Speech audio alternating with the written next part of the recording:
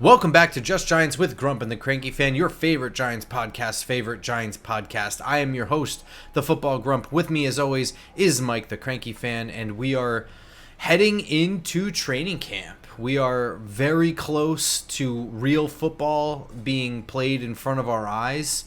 The real work. This isn't, practice in shorts and it doesn't matter spring minicamp. This is for real. People's jobs are on the line, and I, for one, this is where I get the most excited. The draft gets me excited, but training camp is when everything is real. Everything is actually happening now. So we're right around the corner from that, and I'm feeling great. How are you feeling, Cranky Fan? I'm very happy. To me, it's all about playing. It's all about games. I love talking about the Giants year round. I'm not as much of a draft aficionado as you are, but it's the closer we get to actually playing and putting the pads on and hitting, that's the more excited I am. So this is coming out on Tuesday morning. Tuesday afternoon, I believe, is the first practice for Giant rookies at 1925. Isn't that correct? Are you there? I am muted. That's possible. But It's training camp for us also. yeah. Um, I'm not. I'm not sure about that. It might be, but they may also just be like coming to the building tomorrow. I don't. Yeah, yeah. The one I think I saw on NFL Network this morning was like they listed like 4 or 5 teams, and it was like the Giants and Niners. I think the Steelers, whoever's playing in the Hall of Fame games already. They've already got started. They get a little bit of a head start, but yeah, the rookies are definitely in the building tomorrow. They might actually be on the field for the first time tomorrow or today, as you're listening to this. That is And correct. They that's they report to the building tomorrow. Yeah. yes, thank God. And that means that's the first sign that we're really getting to fall and we're getting ready for the grind. And I say that in the most affectionate way possible, the grind. I don't know if they're doing anything except maybe just like working out and going to meetings. I don't think they're like organized practice because the veterans don't get there until the day before the first practice open to the public. Hmm. So I think the real hitting and stuff starts. But I mean, regardless, we're talking about real stuff now. So this is like the most Yeah, exciting I think football gets before sure. I mean, playoffs.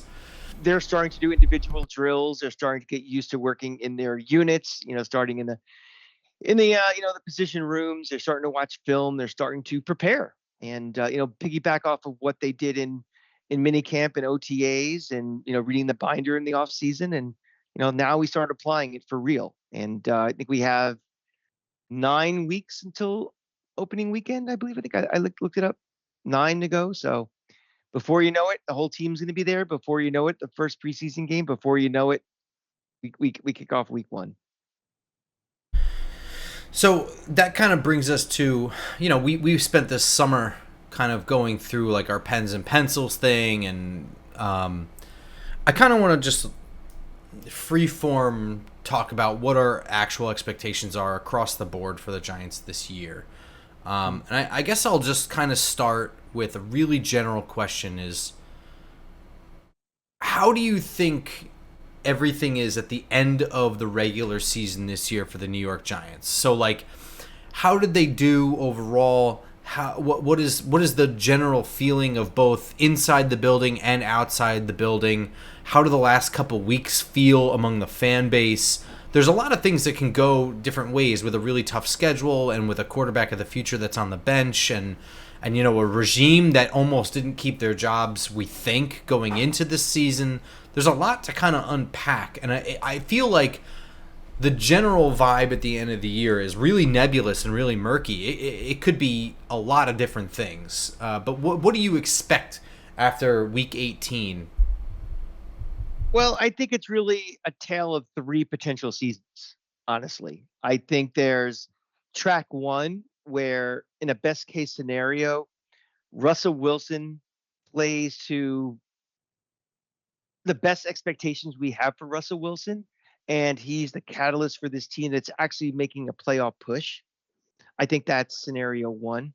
I think scenario two is either Russell Wilson is awful and or is out early with an injury, and this season becomes a complete, we just have to get through it until it's over.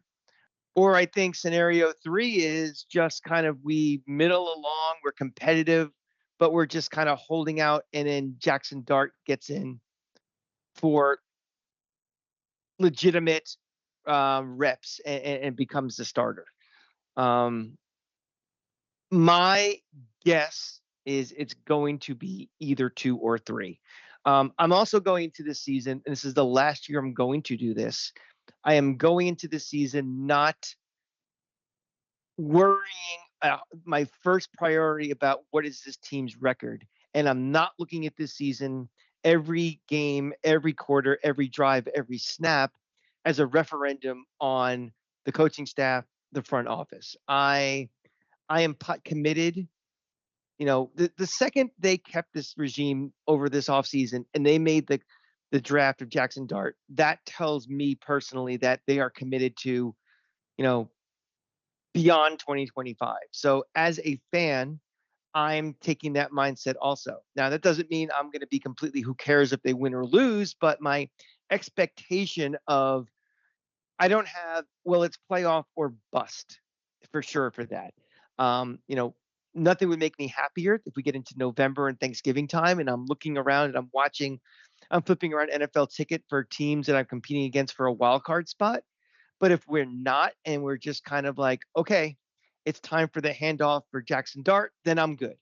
So this is the last year in my mind I'm going to be feeling like that because next year, you know, we Jackson Dart's the quarterback, and I'm thinking this roster will be better again next year than last year and this year, and I think we'll be close enough that my expectation is we should be making the playoffs, even if he's a rookie. But I'm kind of I'm kind of watching this team, like looking for things to see in the future more than the urgency of this year. That makes sense? Of course, of course. Yeah, yeah, I'm gonna break down a lot of what you're talking about here. So, yeah. number one, you have three options laid out before you, and I disagree on them. I do not Okay. think that option two is more likely than option one, and I don't think option one is likely at all. I don't think that Russell Wilson has a such a good year that they're like in a play like we were saying like the upper echelon of wins is going to be in the 7 to 8 range, like absolute maximum that I can see this roster doing, and I don't see that happening, I don't think. But I don't really see Russell Wilson getting hurt, and part of the reason why is because the most games he's ever missed was last year with 5 and an injury he sustained before the season. Every other season, he has not missed more than 2 games, and in most seasons, he played all 16. So he's just not a guy who gets hurt a lot, Yeah. and is so. I think we're in agreement though, is that the most likely track is track 3, where Jackson Dart takes over at some point, and I do think that if Russell Wilson gets hurt, if track 2 does happen, it's Jameis Winston that gets the call. Unless it happens. No, because if it happens late in the year, then it's really just track 3 anyway. It's yeah, pretty much exactly. But I'm talking about like if track two is like again, Disastrous, like week 3. this yeah, or he's just very ineffective. Like, when you get older, the potential for that drop off, it could happen at any moment. And again, he's never really been hurt, but he's also never been 37. He's also playing behind an offensive line where in the last couple of years, quarterbacks get hurt.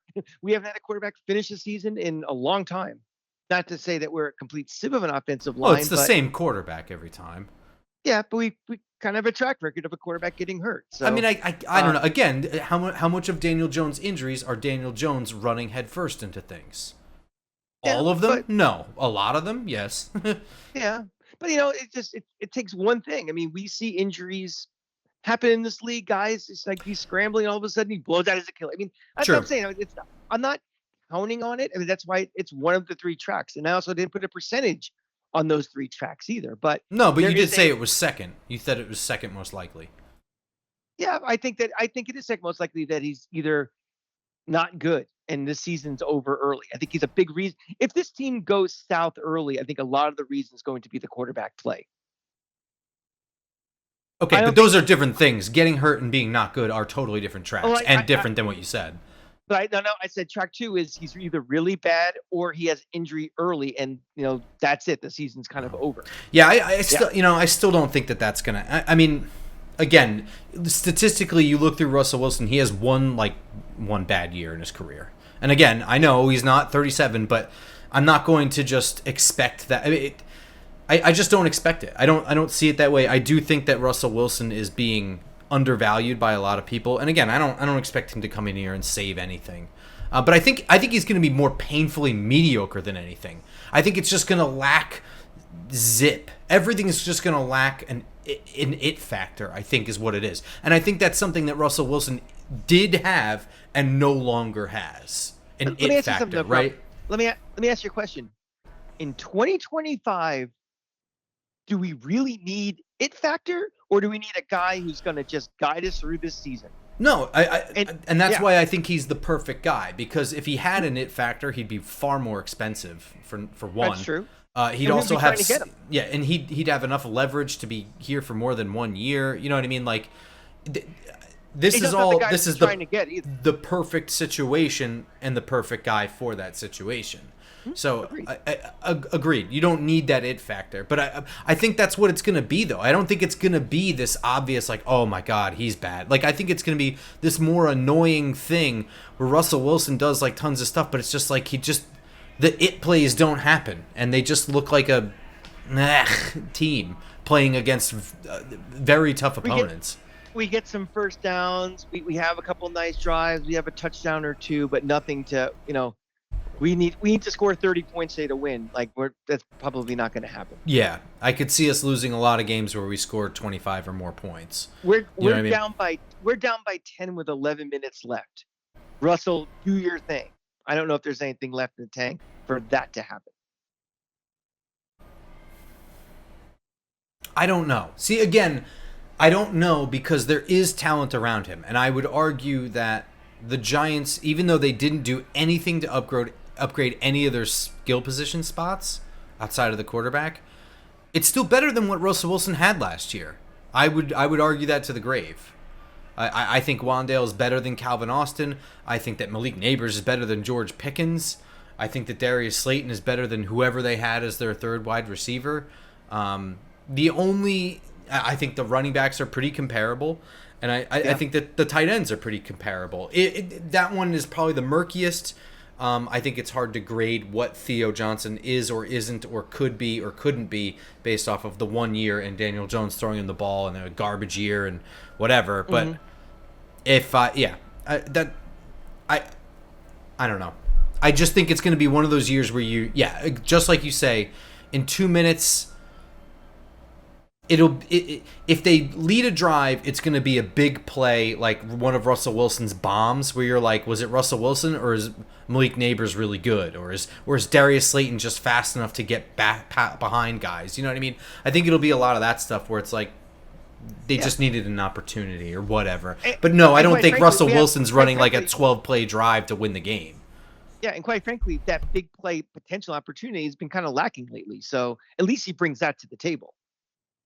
I think that's one of the things. If there's two things that he brings to the table, it's that like veteran experience, both in the locker room and on the field. You know what I mean? With he's been around in this league, he's won in this league, he's led teams, he's got that part under control. Like people probably listen to him you know what I mean? And then the other thing is that he is aggressive throwing the ball down the field, which is something that we as a team have been just completely away from it. Daniel Jones lost that somewhere along the way, and none of the other quarterbacks on the roster even had the ability. Mm-hmm. Sure. I'm curious what you did. I want to talk about other players on offense, but I do want to briefly jump to the defense. Biggest impact on the defense, new addition guy. Who do you think it? I mean, like you have Paulson Adebo as an upgrade over Adoree Jackson potentially, Javon Holland as an upgrade potentially over Jason Pinnock. You have Abdul Carter thrown into the mix. You have oh my god, the defensive tackle that they drafted, that his name I'm blanking on right now and I really like, from Toledo, Darius Alexander. Anyway, go ahead. What do you think is the biggest impact here? Oh, I think it's Abdul Carter for a bunch of reasons. One, I think he unlocks the rest of the defensive line. I think you're going to see Kayvon Thibodeau be better because of Abdul Carter. I think you see more of a rotation, so you see guys maybe potentially fresher and more waves of a pass rush. And I think having that consistent pass rush is going to make life a lot easier on the back end too. So I think his presence, just what he does individually and his overall building of the unit on the defensive ends, is the catalyst for everything else in the defense. So I think it all starts with him. And you know, I think this versatility of all the different ways he's going to line up on the defensive line is just going to make it, that much better. So to me, it starts with him for sure. He's coming in as a franchise guy for me, like the cornerstone of this defense in the not too far future. Yeah, I think that's what I think too. And I think that he doesn't even have to be like super effective in his first year. So like they're already throwing a ton of different positions at him right off the bat. And that's good. He's going to be able to line up over the. But I do think at some point he's going to be kind of just raw talent out there for his first year. And I think that he's just going to create havoc and create problems for offenses where they're just maybe they're even doing a detriment to themselves by overthinking it and worrying more about him than everybody else around them. And I think as long as he's so disruptive that they have to allocate more resources to figuring out whatever Carter's doing.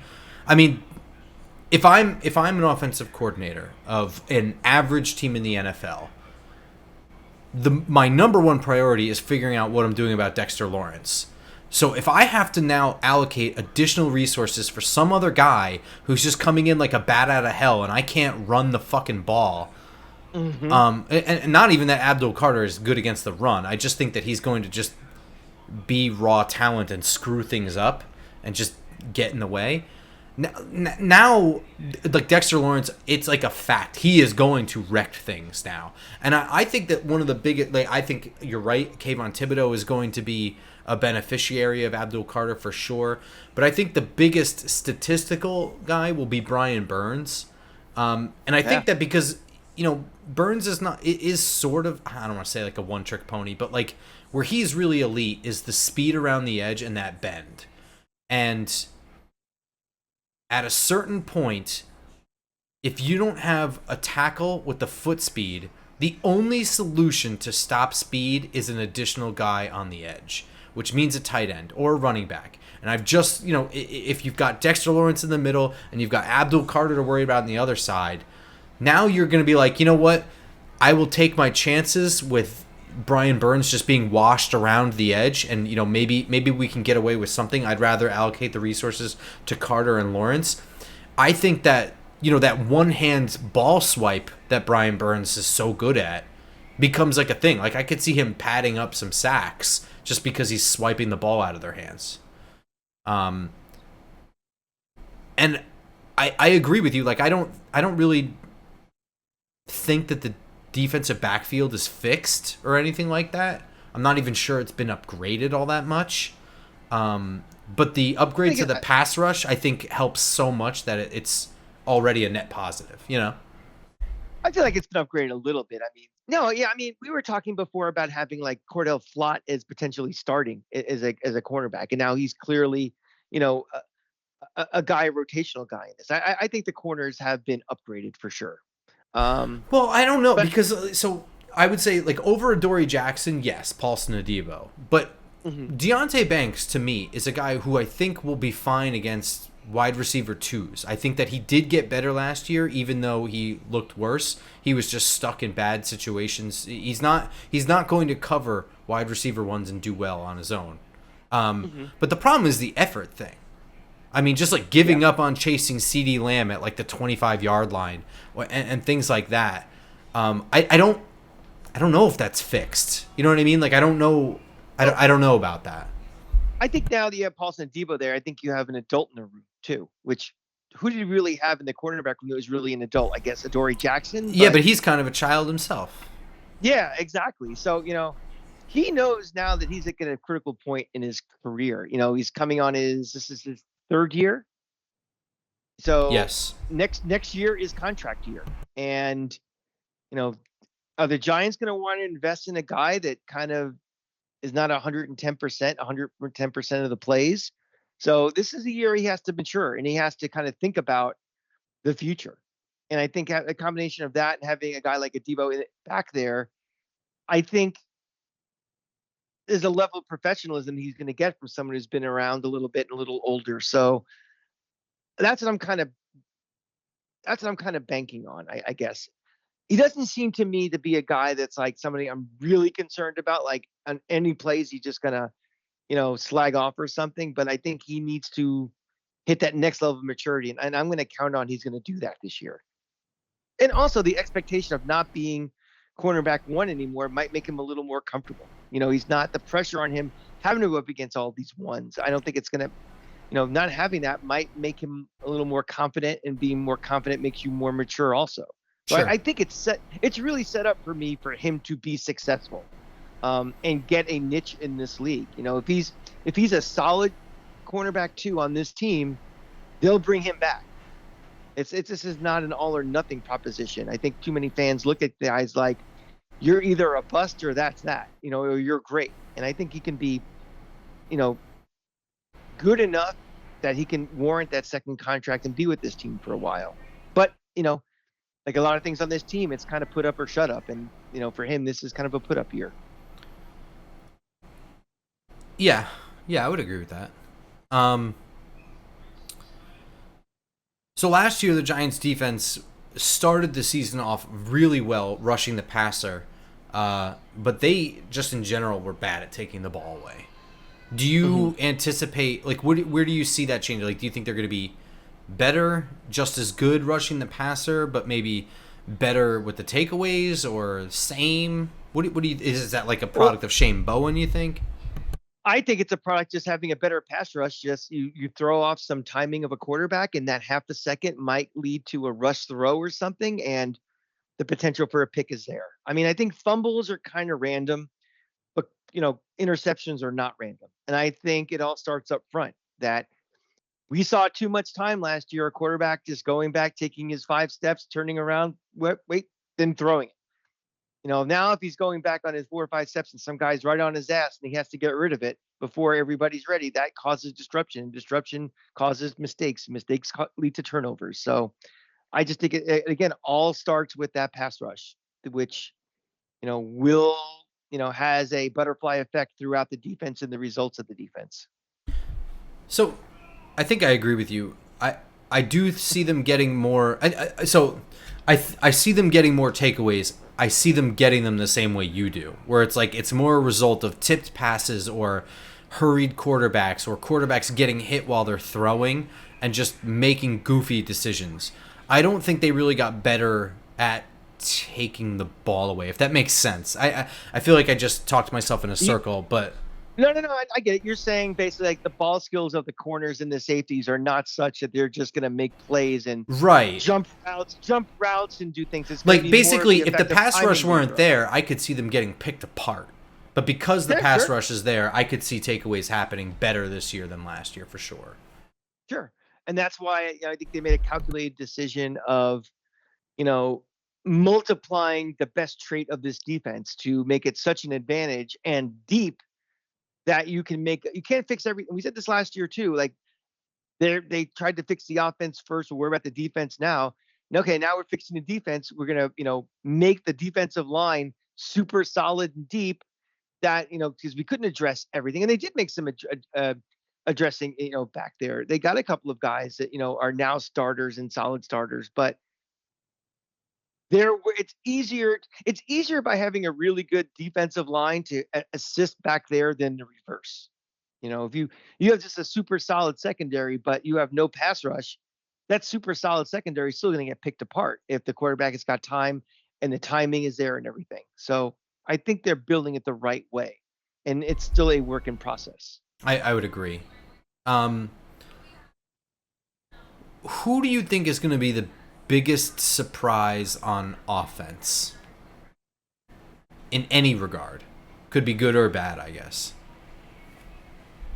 I think Scadaboo is going to be a surprise because I think that people when they drafted him was like, oh, that's cool. I remember him from the bowl game and in Arizona State, but I think he's going to be a guy that just you know you're going to hear about in camp, like, oh, he looks good running the ball, but he's having problems like pass blocking or something. But I think when he gets on the field, he's going to be like, you know, eventually by the end of the season, he is going to be solidly in that running back rotation. And you might even see it by the end of the season, some sort of nickname with him involved with, with Tracy. So that's going to be my kind of surprise pick of who really steps up on the offense.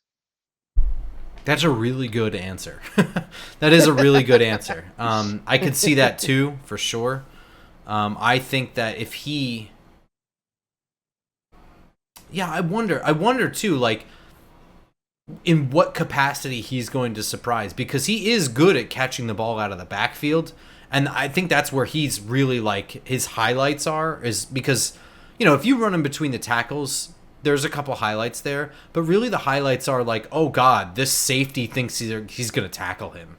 Mm-hmm. And then he just gets run over. So I'm not really sure in what capacity, but I could definitely see that one. He feels like a guy. He feels like a guy that if Chris Berman was still around doing Sunday night, countdown or whatever show they used to do, he would be he'd be like a Mike All-Star type where he just loves to do highlights for him. He has a fun nickname for him. He's got funny sound effects for him. He's just one of those guys that'd be like a Chris Berman go-to. John Madden. Guy. Oh yeah, absolutely.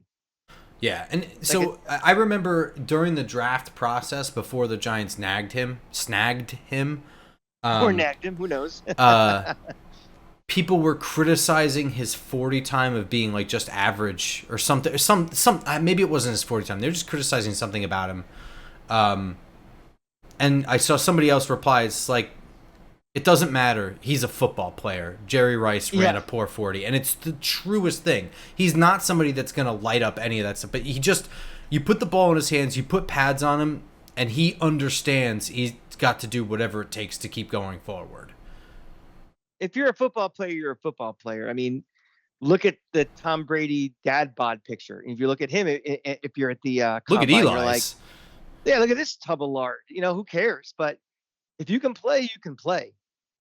And, I think I think that's something maybe the fans and the media harps on more than the GMs and the football, front office people in the back rooms are more concerned about, I think, honestly.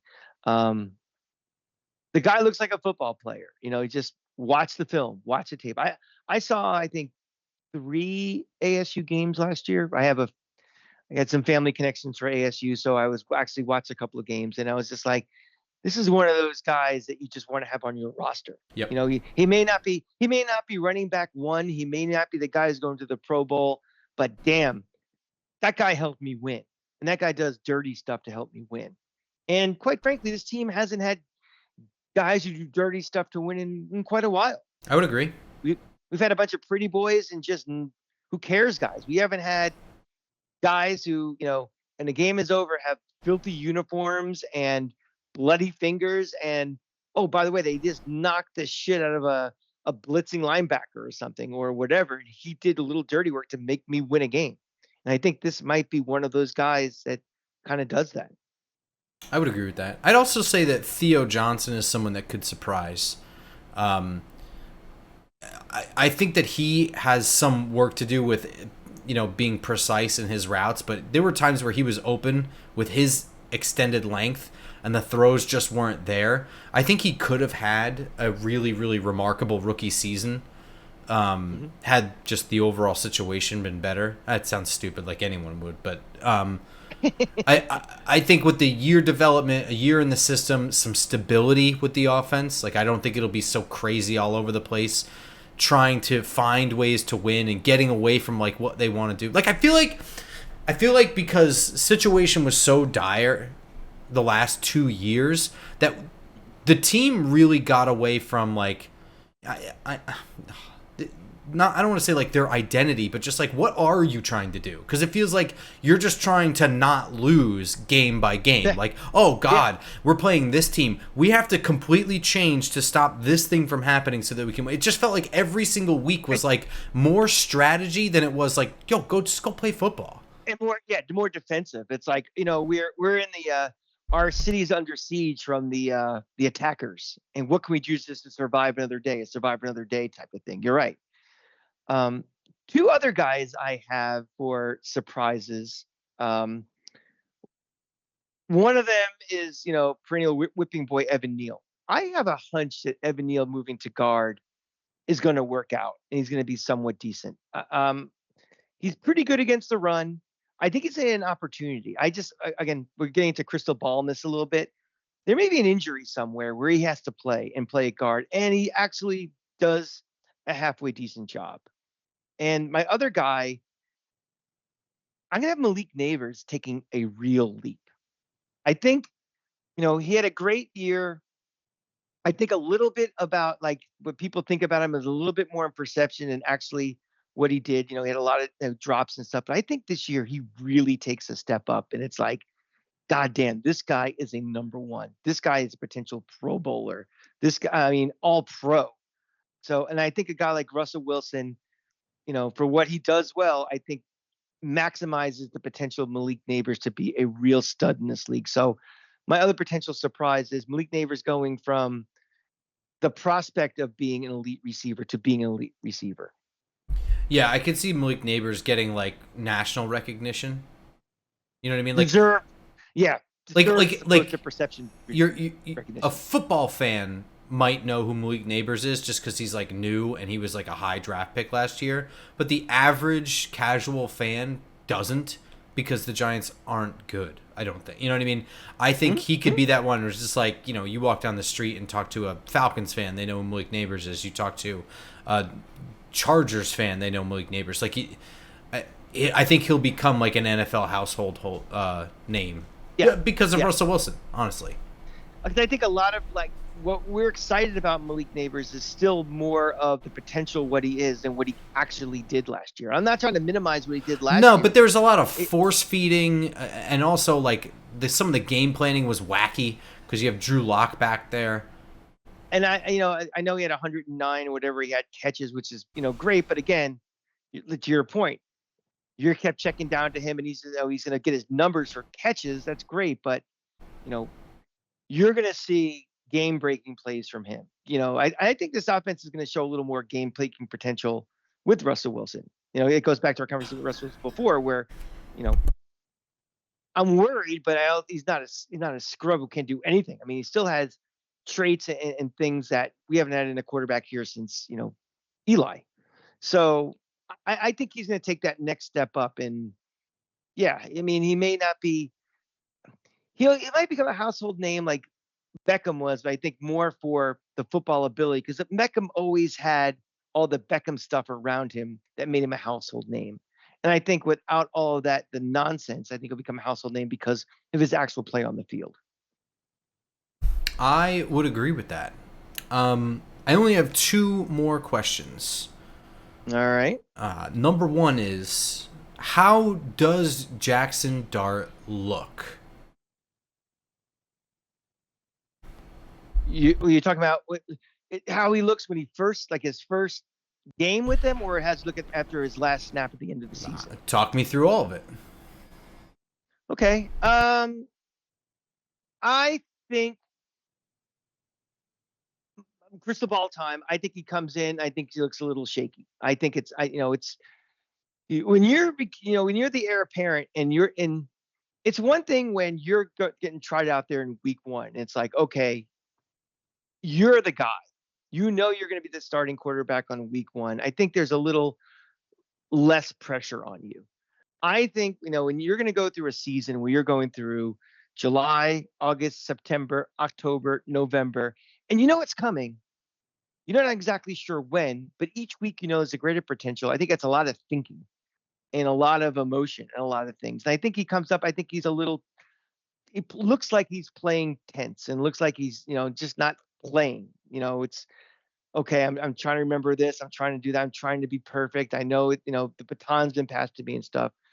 I think once he calms down, I think by the end of the season, he'll show enough to be like, okay, I'm excited for next year. And the goal for this year, quite honestly, is let's get excited for next year. And I think I think we'll see enough out of him. And I think we'll see enough reps out of him too this year, because I think of those other, scenario 2 and 3 potentially happening more combined in scenario 1, that we're going to see enough to be like, all right, we might be working with marble here instead of working with sandstone as we're building this statue.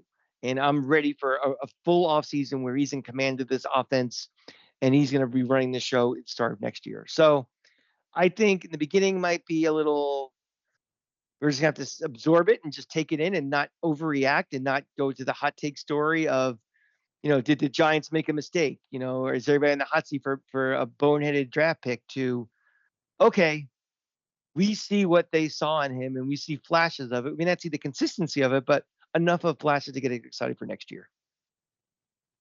I think I'm going to agree with the overall. Yeah, I am going to agree with the overall consensus on how he'll look. I think the first game he goes in, though, I think he's going to look pretty good, because I think that they don't need to start him until whenever they feel like. So I think they'll give him a game that they feel comfortable in. It'll be a controlled situation, and I think that he'll look good in that game. And then I think as he continues to play, he'll have some bad moments, he'll have some other good moments, and at the end of the year, we'll be looking at the good moments. You know what I mean? And being excited for the good moments. And I think it's going to come down to him just being shaky. It's not a great team. Let's be honest. The number one best outcome we can have from this team is that they make the playoffs. The number 2 best outcome we can have this season, and this might be just me as a fan, is Jackson Dart, the first time he plays, looks good. And we're just excited for it. Not even that how he looks at the end of the season. If he comes out in his first game and he looks calm and controlled and runs the offense right off the bat, we're all just going to be like, some of us are going to go a little crazy and think they have the second coming of Jesus Christ, which is not fair and probably not accurate. But to me, there's a psychological thing this fan base needs, that he just looks good in the very beginning. The third most important thing is, like what I just mentioned before, is after his last snap, we have hope for the future with him. So. Yeah, I think there will be no shortage of that. And I said, I think they're going to pick and choose their time to start him so that it's the best possible scenario for him. And when it comes to that, I think that Dable's good at that. I mean, you look at the Green Bay Tommy DeVito game, just as a for starters. I think that he knew what he needed to implement to make it work, and that was even a situation that he didn't have a ton of control over. You know what I mean? I do trust this coaching staff with quarterbacks. That's where I feel confident about them. I don't think Dable gets enough credit for the fact that he took a Tommy DeVito and beat Green Bay. Think about that, just that sentence. Tommy DeVito beat Green Bay. I mean, great job, Tommy DeVito, for playing, out kicking your coverage as a quarterback. But that's a coach who worked with a quarterback and had an offensive game plan that allowed that, kind of miraculous situation to happen. So that is definitely a feather in the cap that I don't think Brian Dable ever gets the credit that he deserves for that one particular game. Now, one particular game is one particular game in the grand scheme of things, but the more time and distance come away from that, and you think about, what was Tommy DeVito? He's not coming back or anything, blah, blah, blah. But Tommy DeVito beat Green Bay in a nationally televised game. We'd never win nationally televised night games, primetime games, right? Yeah. I mean, think of the last 20 primetime games, we'd say, rank in order 1 to 20, the odds we win this game. That game is probably number 20, and we won it. So that actually transitions perfectly into my last question is, what are the thoughts, feelings generally about this regime, Brian Dable, Joe Schoen, everybody, at the end of this season? Well, again, like I said before, I think when they made the decision to bring them back and let them draft a quarterback, I think they're safe regardless, unless there is a catastrophic outcome to this season resulting in a mutiny by the locker room. If we don't have that mutiny by the locker room, I think they're back next year. I think that I'm more confident in Brian Dable, I think, than in Joe Shane. But I think they are a package deal, and I think if one stays, they both stay. I don't think they're going to split the gang up. And I really think the decision was made. We're going to be all in for you to draft a quarterback, and you get the opportunity to develop that quarterback, and you get the opportunity to play that quarterback. Three different things. Uh, phase one's already happened. He was drafted. We're in phase two, started with the very first rookie mini camp, and that goes until he runs out onto the field and he starts playing. And then, phase three happens the rest of this year into next year. So I think they're all safe. Again, I'm not looking at wins and losses this year. A lot of fans are. I don't care that it's been 11 years since we're consistently decent.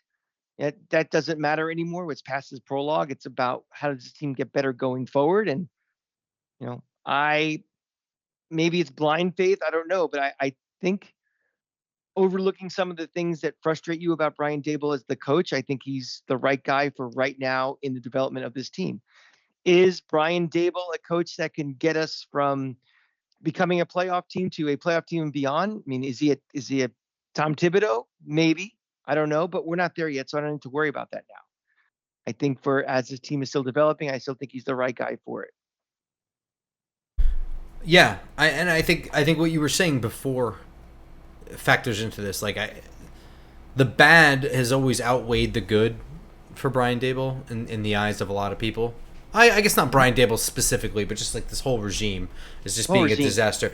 But it's like, I think that 2022 is a lesson that says that when everything goes right, and 2022 was a season where everything just seemed to go right.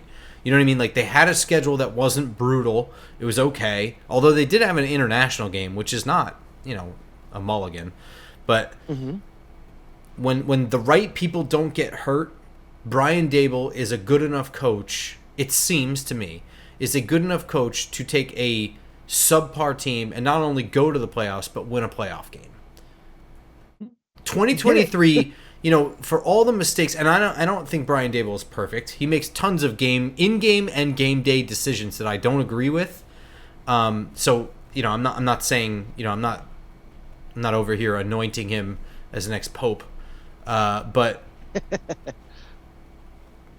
2023, with all the things that went wrong in the offseason, all the things I didn't agree with, the whole season went off the rails immediately in the first game, and everything went wrong. And I don't think that Brian Dable is such a good coach that he can take a bad team when everything goes poorly and make them go to the playoffs. I think that some things are insurmountable, and things in 2023 I don't think any also coach can do that. Yeah, I'm trying to think of any coach that could, and I can't. But I think that some of those issues permeated from 23 into 24, and a lot of that has to do with Daniel Jones' contract, I'm sure. But it certainly has to do with Daniel Jones' injuries. I think that Brian Dable is going to be looked at very favorably at the end of this year. I think the jury's out on Joe Shane, though. Because I do think that Jackson Dart, as shaky as he'll look overall, the good moments will look so good that the bad moments are like, well, he can get past that. You know what I mean? I think the way the front office and the coaching staff are perceived now is a lot like politics, where I think there's two camps. I think the undecided vote, how people think about Shane and Dable and company, is very, very small. I think there's, I'm still all in with this, or more likely I'm out on these guys. And I don't think that showing progress is enough for the guys that are out on him to change their minds. I think that the guys that are still in, like, I'm not saying I'm all in with them, but I'm in with them. If this team is 7-10 or whatever, I don't think that's going to necessarily change my opinion. I'm not going to go to an out person, but the undecideds, I think, will remain undecided. So I really don't think you're going to have any allegiance or feeling of switching from one way to the other or into the I don't know camp. I think people are they've been here long enough that people have opinions.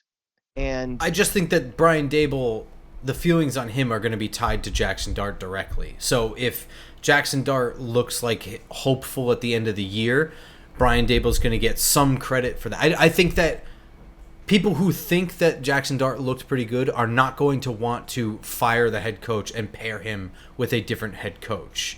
So I think that they will mirror that optimism from Jackson Dart into Brian Dable. I do, but I mean, as far as people who are like hard in the camp, I don't think opinions are going to change on Joe Shane at all.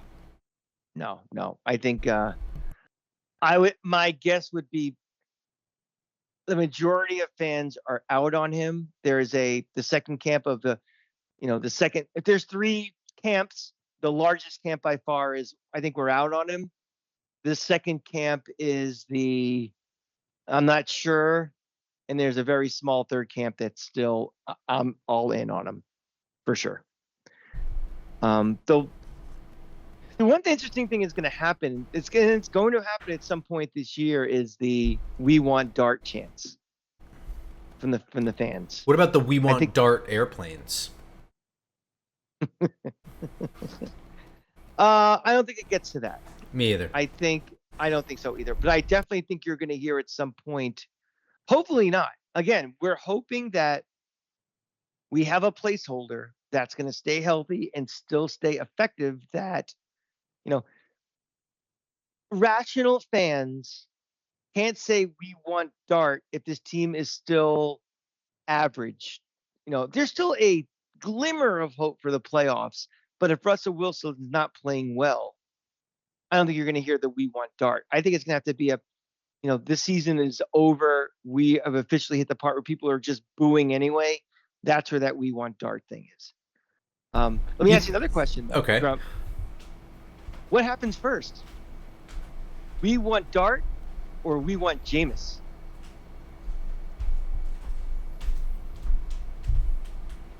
In terms of what Crowd exactly? Crowd chants in game? Yeah. We want Jameis. I think you're right. And the reason's very simple. The schedule's hard. It will be very early in the season. Russell Wilson will not do something spectacular against Kansas City or the Chargers, and people are going to want to change so fast because it's so early in the season. Whatever. The average, you know what I'm saying? The thick neck fan is going to be shouting for Jameis Winston because he's a name and he remembers highlights. If they're still thinking they can still make the playoffs, they're chanting for Winston. If they feel the season's over and they want to turn the page, they're going to be chanting for Dart. Well, the part of it, too, is that Jameis Winston is a very quotable person. People like interviewing him. He makes clips because he's just off the cuff, a naturally funny guy. And so he ends up being in the forefront, even if he's not doing football things. And he's done enough football things in his career for people to not have to see it in the moment they remember. You know what I mean? Without really using their brains, they can remember. You know what I'm saying? The last thing I want is my quarterback on the field just because he has a funny quote. Dude, there were people that wanted him signed before he was even in the building or there was any rumors. There were people that were like, I would like Jameis Winston. At least it would be fun. I can't tell you how many times I saw it. I can't tell you how many times I heard it. And I don't mean just on Twitter. I mean actual conversations I've had with human beings that I don't know well. Even if Jameis Winston tickled my nipples with a feather, he would not be fun to me. He might do that. You better be careful. Yeah, and who knows? But I mean, I don't understand this love affair with a guy who is so full of shit. I mean, I don't. This whole persona he's developed over time is total bullshit, and people have fallen for it hook, line, and sinker. And I'm sorry, but But what do you mean? What persona? It's like, oh, he's such a great guy and he's such a great locker room presence and he's a fun guy and he's funny. And it's like, I don't ever remember him with Tampa Bay having that or at Florida State or any of this thing. It's a weird thing that people have kind of jumped on. And it's like, okay, well, tell me something that was funny about it. Well, I mean, use that get crickets. I don't know. I mean, I've seen the clips. It is all off the cuff stuff. You can't really fake that. I know, it just comes off as a dumbass. I don't think he's funny. I just I, think he's I a don't clown. think I don't think he's funny either. I mean, I think he's like your Yeah, typical he's just like your typical clown. Like I don't think it's like inherently intelligent or hilarious or anything like that. yeah. It's I, just I don't get it. somebody Yeah, being goofy. But it doesn't really annoy me either. I also don't care. I don't care. Eli Manning was notoriously bland. I don't give a fuck. You know why? We won yeah, Super Bowls. That's why I watch. yeah, I don't yeah, put yeah. on football on Sunday to be like, well, you can't see it right now on the screen, but trust me, this dude's funny. You know what I mean? Like, who cares? I don't give a shit. So Yeah, yeah, yeah. I mean, but I do think that personality, the little clips, the interview things where he just says all this funny shit, and then there's enough highlights out there of him doing football stuff for people to be like, just put that guy out there. I'd just rather that. At least it would be fun. Why this is a thing, I don't know, but it is a thing. So to answer your question, I think the calls will be for Jameis first, and it's mostly because the beginning of the schedule is so tough that there will be more people wanting to see Winston than Jackson Dart. Well, I also think that fans are delusional, and I don't think they real. Fans think they're in it until we're not, and I First of think they're all, still going to be. let's be honest. How many times have you ever heard a crowd chant for another quarterback and think to yourself like, yeah, that's an intelligent move? I mean, outside the Giants, at the college level, I mean, most of the time when fans start chanting for another quarterback specifically, it's not really a better option. It's just that everything's bad. Yeah, yeah, yeah. Well, that the old cliche is the most popular player is the backup quarterback. So, um, I don't know. I'm very curious what the fans think, and in terms of what their expectations are going into this season. If their expectation is, I think this team is close enough to make the playoffs, or it's just fueled by this, I'm so frustrated that we should be winning now, and they have a false sense of where they are. That might drive some of that stuff. That I'm not ready to give up on this year yet. And I know Jameis has won games in the past. Bring him in here before we give up and we start with Jackson Dart. I think a lot of the fans look at the seat if they bring in Jackson Dart as we've given up.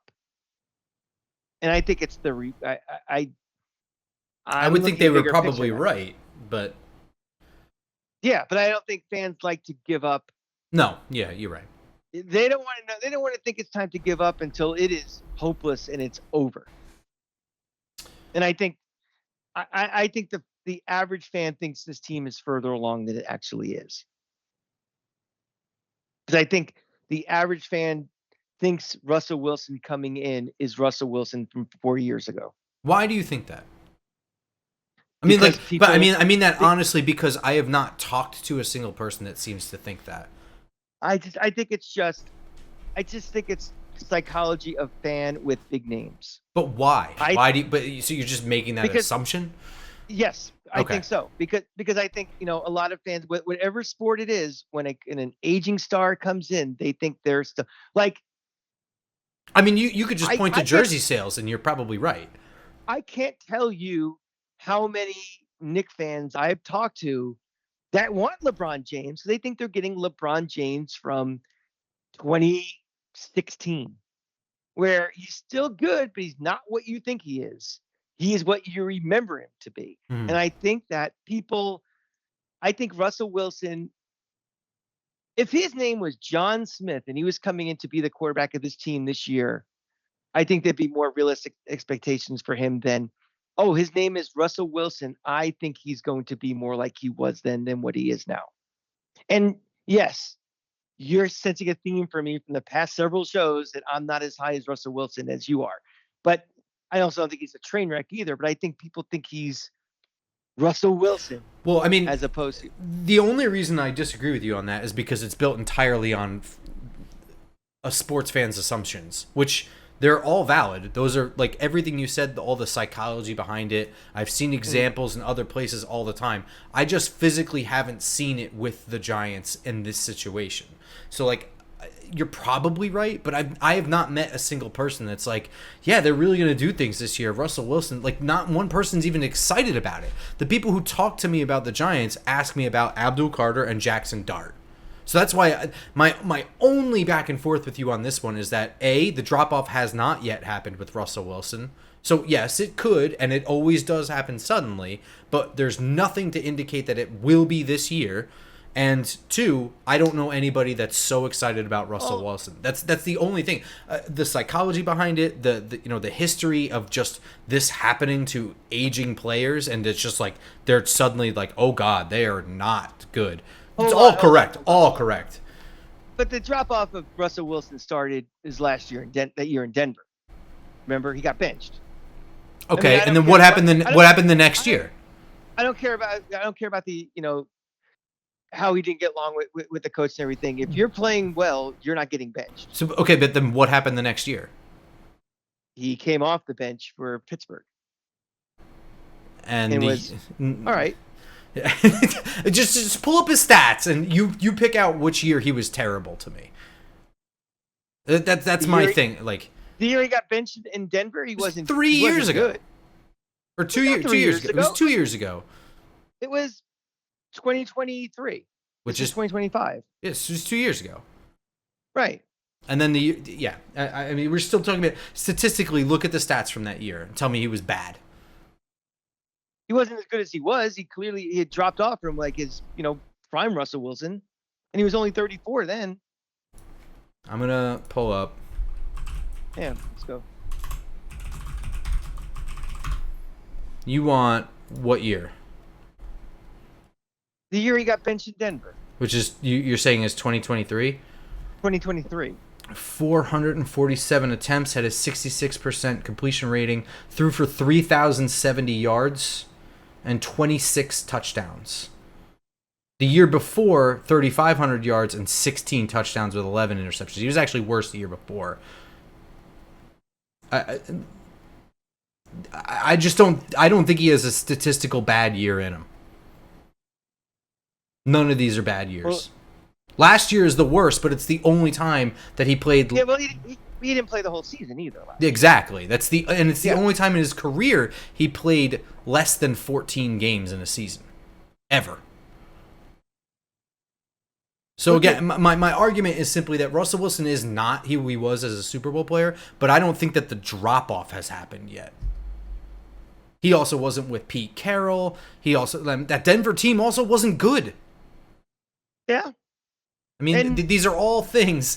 So again, I think honestly, there are two things that make the Russell Wilson stock have fallen, and they're both valid. And I don't really care about Russell Wilson, so I'm not his mother, I'm not his friend, I'm not his brother. But the two things that work against him the most, I think, is he and Sean Payton are not friends, and it was very obvious. And ex-Seahawks players talking about the way he handled business after he became a winner. Those are the two things that I think really tarnish what people think of Russell Wilson. I don't think much on the field. And there's some drop off. I'm not dumb or blind, but he's not become Peyton Manning noodle arm. That has not happened yet. No. And but to your point, this could be the year it happens because it happens fast. It happens very fast. Yeah. Why wouldn't Pittsburgh bring him back for a year? Do you have any idea what Pittsburgh's doing this year? Because it's a good question, but I honestly don't know what Pittsburgh is doing in any regard. So I can't really answer that question. That was my thinking also, was like, they have nothing really. I mean, we have him as a stopgap. Why wouldn't Pittsburgh, because he's already in the building, why wouldn't they keep him for another year? I don't know if he wanted to be there still. I mean, it was there were reports that he wanted to be in New York last year.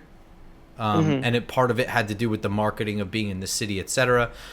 But to be quite honest with you, I don't know what Pittsburgh is doing at all. I don't know where they are as a franchise. I'm not sure what the plan is. There doesn't seem to be one. So I mean, That would be quite the 4D chess of Pittsburgh to know that Aaron Rodgers would be cut by the Jets so they can sign him because they really want Aaron Rodgers. No.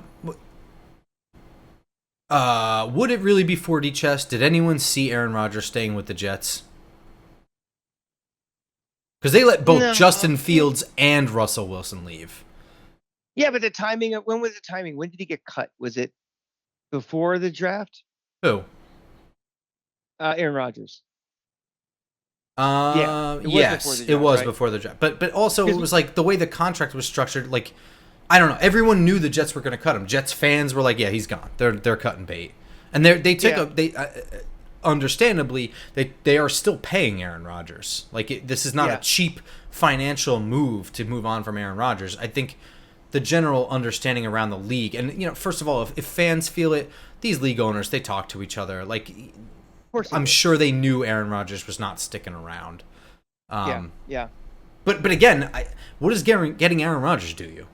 That's what I'm saying. It's like, is Aaron Rodgers really a step up over Russell Wilson? I don't think so. Aaron Rodgers left a better team in the Jets to go to the Steelers. Yeah. That team is far closer to being ready than the Steelers are. Sure. I don't know. I mean, for all the perceived evenness that Russell Wilson developed as he was in Seattle and stuff, that's amateur hour compared to what Aaron Rodgers is bringing to the table. Yeah, I would agree. And it's like, it feels like the last team that cares about back page, headlines and getting attention. I mean, the Steelers will always have attention just because they're the Steelers, but they handle themselves in a very professional way. They always have. So It just seems like a weird. I don't know. I really don't know. I mean, I have no idea what to expect of the Steelers this year. So I mean, maybe we're both stupid and they're really going to be good this year in a tough division with Baltimore and Cincinnati. But exactly. It really wouldn't. So with a limited roster and who knows. All right, so those are our 2025 season expectations. Next week, same time, same place, iTunes, Spotify, SoundCloud, and of course YouTube. We'll have our training camp expectations, any training camp news that we hear coming through the grapevine, we'll talk about there. And then after that, we're just hitting the ground running with training camp. Of course, we'll be there opening training camp day, August 23rd. So come by, say hi. We'll see everybody there, high five, whatever. If anybody wants to buy us pancakes before, we'll be at the Kennewick Diner having breakfast. So yeah, if anyone can't wait to give us money to buy us breakfast, that'd be fantastic. You're that. But yeah, so I'm excited. I'm excited to see everybody. I'm excited to go to training camp. I'm excited for this year, and very excited. This is the time where it all starts to happen. With no expectations, I'm more excited about this year than I've had, since the playoff year. That's for sure. Yeah, I would agree with that. Yeah. Like last year felt like, this season is going to be a drag. At least this season, I'm in the proper mindset again, but I'm excited to get this thing started because I feel like now that we have our quarterback, we're finally moving forward and turn the page on, this is finally this regime and coaching staff's stamp. This is their team. Eventually, Jackson Dart will be playing, and it'll be implemented. But I feel like we've turned the page, and that big question's over now of who we're going to get. Let's agree. Go. All right, everyone. We will see you next week. Until then, go Giants. Go Giants.